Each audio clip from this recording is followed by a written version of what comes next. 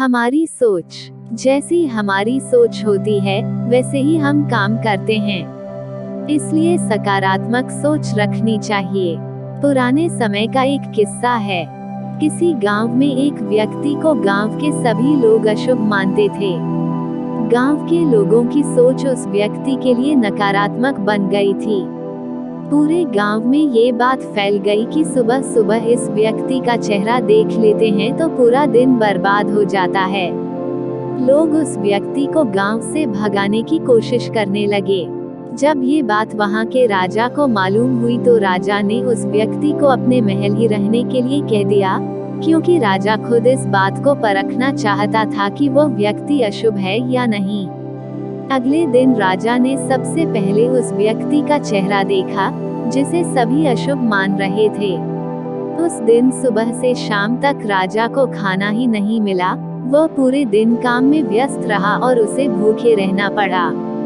शाम होते होते तो राजा ने भी ये मान लिया कि ये व्यक्ति सचमुच अशुभ है।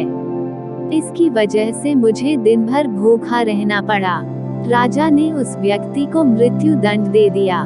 तभी राजा के विद्वान मंत्री ने राजा से पूछा कि आप इस निर्दोष को मृत्यु दंड क्यों दे रहे हैं। राजा ने कहा कि पूरा गांव इसे अशुभ मानता है और आज मैंने भी इसकी परीक्षा ली तो मुझे समझ आया कि ये व्यक्ति तो सचमुच अशुभ है।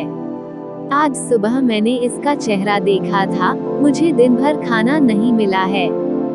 मंत्री ने कहा कि राजन क्षमा करें, लेकिन इस व्यक्ति ने तो आज सुबह सबसे पहले आपका चेहरा देखा था। आपको तो सिर्फ खाना नहीं मिला है, लेकिन इस व्यक्ति के सामने तो प्राणों का संकट खड़ा हो गया है। अब आप ही सोचिए कौन ज्यादा अशुभ है। ये बात सुनते ही राजा को समझ आ गया कि मंत्री सही बोल रहा है। मंत्री ने आगे कहा कि राजन, किसी भी व्यक्ति का चेहरा अशुभ नहीं होता है। चेहरा तो ईश्वर की देन है। अशुभ तो हमारी सोच है। सोच जैसी होगी हमें दूसरे लोग भी वैसे ही दिखाई देंगे। राजा को मंत्री की बातें समझ आ गईं और राजा ने उस व्यक्ति को छोड़ दिया। इस किस्से में मंत्री ने राजा को समझाया कि हमारी सोच नकारात्मक होगी तो हमें हर जगह नकारात्मकता ही दिखाई देगी।